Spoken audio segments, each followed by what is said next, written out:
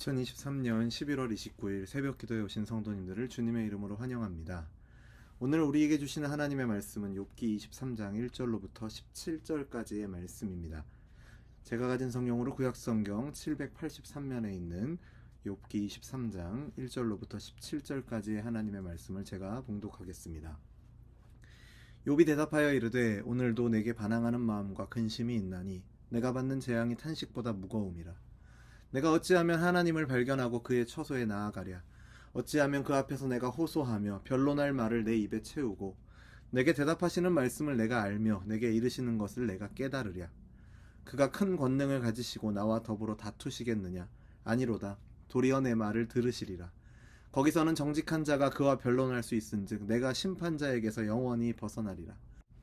그런데 내가 앞으로 가도 그가 아니 계시고 뒤로 가도 보이지 아니하며 그가 왼쪽에서 일하시나 내가 만날 수 없고 그가 오른쪽으로 돌이키시나 배울 수 없구나. 그러나 내가 가는 길을 그가 아시나니 그가 나를 단련하신 후에는 내가 순금같이 되어 나오리라.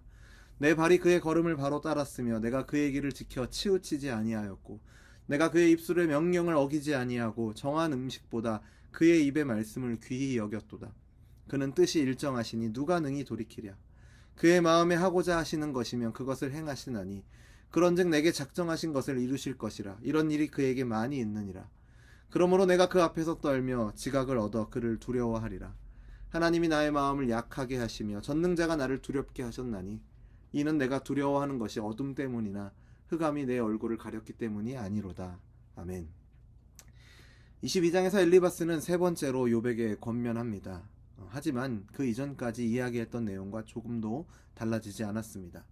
하나님을 탓하지 말고 자신에게서 잘못을 찾고 겸손하게 하나님께 나아간다면 하나님께서 복을 주실 것이라는 한결같은 주장이었습니다. 이런 말을 하는 친구들을 향해서 욥의 실망과 분노는 더욱 깊어졌고 엘리바스의 이야기가 끝난 후에 욥은 자신의 답답한 마음을 더 이상 친구들에게 말하지 않습니다. 아무리 이야기해도 자신의 말에 귀 기울여주지는 않고 위로는커녕 비난만 하는 친구들에게 더는 말할 필요를 느끼지 못했기 때문입니다. 욥의 친구들이 그의 말을 듣고 있기는 하지만 실제로 욥은 하나님을 향해 호소하고 있습니다.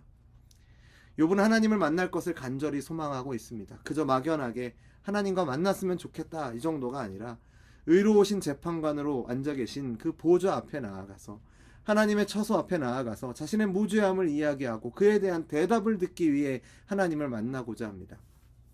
앞서 엘리바스는 하나님이 너무나도 초월적인 분이어서 욥과 같은 이런 한 개인에게 세심한 관심을 갖지 않으신다라는 이야기를 했지만 6절 말씀을 보면 욥은 엘리바스의 말과는 반대로 하나님이 자신의 말을 물리치지 않고 들어주실 것이라는 확신을 갖고 있습니다. 욥은 때로는 하나님의 침묵에 좌절하기도 했지만 이 순간만큼은 하나님께서 자신의 억울함을 들어주시기를 들어주실 것을 소망 확신하고 있습니다. 욥은 하나님과 끝까지 변론해서 무죄의 선고를 받게 될 것을 심판자에게서 영원히 벗어나리라 이렇게 확신하고 있습니다. 그런데 문제가 있습니다. 하나님 앞에서 자신의 결백과 자신의 처지가 부당함을 능숙하게 변론할 수 있다라고 생각하고 있지만 문제는 심판자가 법정에 나타나지 않는 것입니다. 법정이 열리지도 않고 자신은 변론할 기회도 얻지 못하고 있는 것입니다. 어디를 가도 하나님이 보이지 않습니다.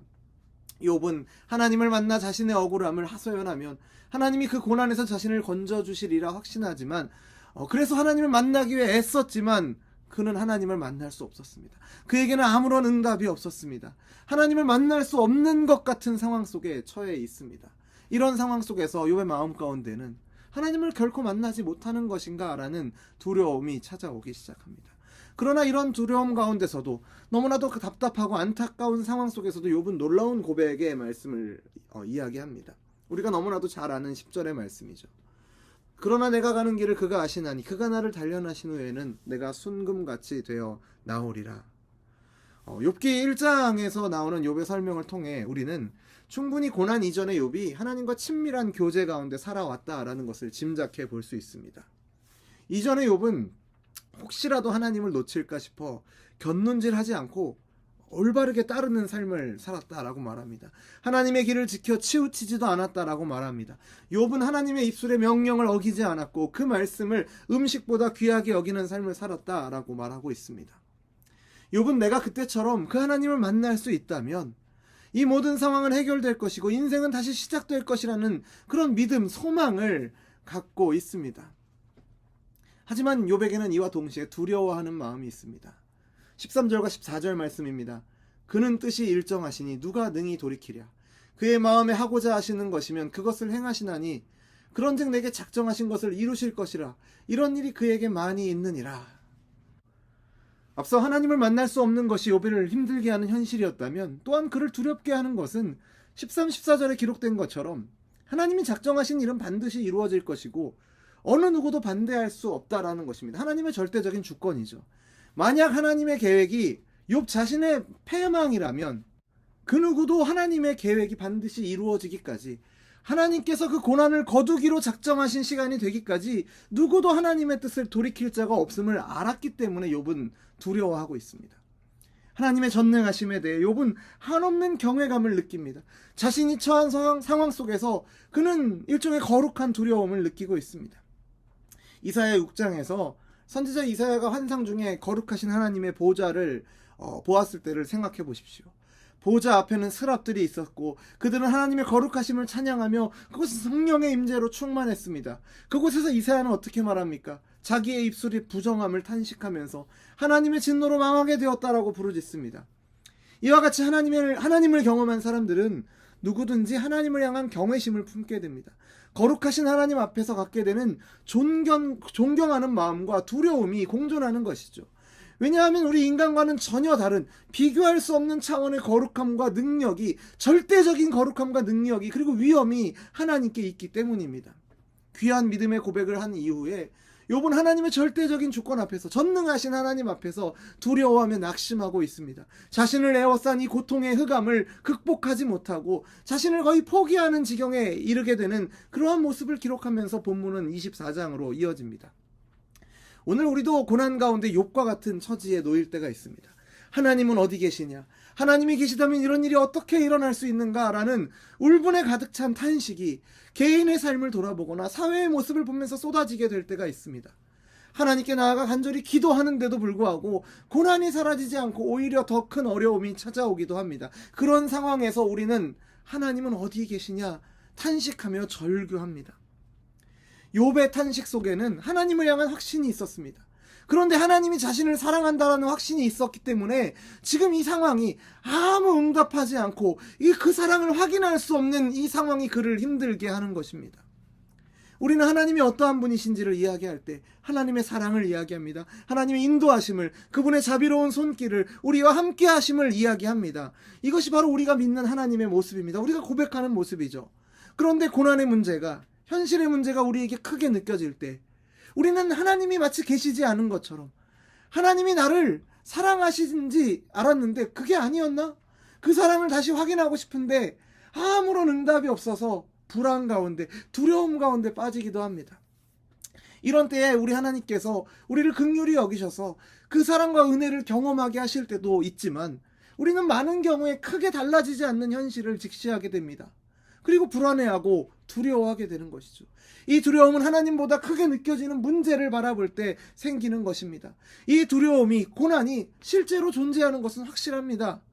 이런 문제들이 우리 앞에 산적해 있습니다. 우리가 이것을 목도하고 있습니다. 하지만 이 고난이 분명하다고 해서, 이 고난이 사실이라고 해서 하나님의 사랑이 불확실해지는 건 아닙니다. 우리의 믿음의 대상과 내용이 잘못된 것도 아닙니다. 하나님은 우리에게 이미 당신의 사랑에 대한 충분하고 확실한 증거를 주셨다라는 것을 우리는 기억해야 됩니다. 로마서 5장 8절에서 이렇게 말합니다. 우리가 아직 죄인 되었을 때에 그리스도께서 우리를 위하여 죽으심으로 하나님께서 우리에 대한 자기의 사랑을 확증하셨느니라. 아멘. 이 말씀이 바로 하나님의 사랑에 대한 확실한 증거입니다. 우리의 삶 가운데 원망과 탄식과 두려움이 찾아오게 될 때 십자가의 죽음으로 확인시켜 주신 그 하나님의 사랑을 기억하시는 저와 여러분이 되기를 주님의 이름으로 축원합니다. 그 사랑 안에 거할 때에만 우리 안에 원망과 탄식이 끝나게 될 것입니다. 우리의 노력으로 하나님 앞에 서려고 하는 것이 아니라 하나님의 은혜를 의지하며 하나님의 사랑을 힘입어 그분 앞에 나아가는 저와 여러분이 되기를 바랍니다. 비록 우리의 연약함으로 인해서, 여전히 우리 안에 남아있는 죄악된 본성으로 인해서 하나님 앞에 선다는 것이 참 두렵습니다. 하나님을 대할 때 두려운 마음이 될 수 있습니다. 욥과 같이 의로운 사람도 하나님의 뜻 앞에서 두려워하고 있지 않습니까? 하나님이 나를 버리신 것 아닌가 그런 생각이 들 수도 있습니다. 하지만 우리를 향한 하나님의 뜻이 무엇입니까? 요한복음 3장에서는 우리를 향하신 하나님의 뜻이 구원에 있음을 분명하게 말하고 있습니다. 하나님이 그 아들을 세상에 보내신 것은 세상을 심판하려 하심이 아니요 그로 말미암아 세상이 구원을 받게 하려 하심이라. 사랑하는 성도 여러분, 이 말씀으로 인해, 이 말씀을 통해 우리가 알게 되는 하나님의 아들, 그 아들을 보내신 하나님의 사랑을 알기에, 그리고 그 사랑을 믿고 그 사랑 안에 거하기에 우리는 두려워하지 않을 수 있습니다. 말씀을 통해 우리에게 계시하신 하나님의 뜻을 기억하십시오. 고난 속에서 응답하시지 않는 것처럼 느껴지더라도, 거룩하신 하나님 앞에서 두려운 마음이 들더라도 예수 그리스도 안에서 이루신 약속을 붙잡으시고 그 약속 안에서 우리에게 주어진 구원과 생명, 하나님의 뜻 안에서 우리에게 부어진 이 놀라운 은혜에 감사하며 그 이름을 당당하게 선포하고 전하며 찬양하는 저와 여러분의 삶이 되기를 주님의 이름으로 축원합니다. 기도하겠습니다. 우리의 생사화복을 주관하시는 하나님 아버지, 만드신 세상과 우리를 향하신 하나님의 선하신 뜻을 찬양합니다. 언제나 우리와 함께 하시겠다는 약속을 알면서도 때론 우리가 믿는 하나님의 모습은 우리 곁에 계셨다가 떠나셨다가를 반복하는 분은 아닌가, 그렇게 불안해하는 우리의 연약한 모습을 욥을 통해서 생각해 보게 됩니다. 하나님 아버지, 약속대로 우리 안에 내주하시는 성령님의 도움으로 우리가 믿음으로 살아갈 수 있도록 인도하여 주옵소서. 아무리 힘든 현실의 문제와 고난이 우리로 하여금 하나님이 계신 것과 그분의 인도하심을 의심하게 만드는 상황이 닥쳐온다 할지라도 그 문제보다 하나님이 크시며 이미 말씀을 통해 우리에게 확인시켜 주신 하나님의 사랑, 예수 그리스도의 십자가 사랑으로 우리에게 확인시켜 주신 것을 기억하며 그 사랑 안에 거하기를 힘쓰는 우리 모두가 되게 하여 주옵소서. 우리를 향하신 하나님의 선하신 뜻은 생명과 구원에 있음을 알고 두려워하지 않고 예수 그리스도 안에서 당당하게 그 이름의 능력을, 그 안에 담겨있는 놀라운 사랑의 비밀을 선포하고 전하며 찬양하는 우리 모두가 되게 하여 주옵소서. 오늘 하루의 삶도 그러한 삶을 살아갈 수 있도록 성령 하나님 우리 안에서 역사하여 주시고 인도하여 주옵소서. 예수님의 이름으로 기도드립니다. 아멘. 우리 주 예수 그리스도의 은혜와 하나님 아버지의 사랑과 성령 하나님의 교통하심이 무거운 고난에 짓눌려 두려워하는 인생이 아니라 우리를 향하신 하나님의 선하신 뜻을 알고 십자가에서 보이신 예수 그리스도의 사랑을 의지하여 자격 없는 우리에게 부어주신 놀라운 하나님의 은혜를 의지하며 살아가고 또 찬양함으로 하나님께 영광 돌리는 삶 살기를 소원하는 우리 열린비전교회 모든 성도들과 우리의 삶의 걸음 가운데 이제로부터 영원토록 항상 함께 있을지어다. 아멘.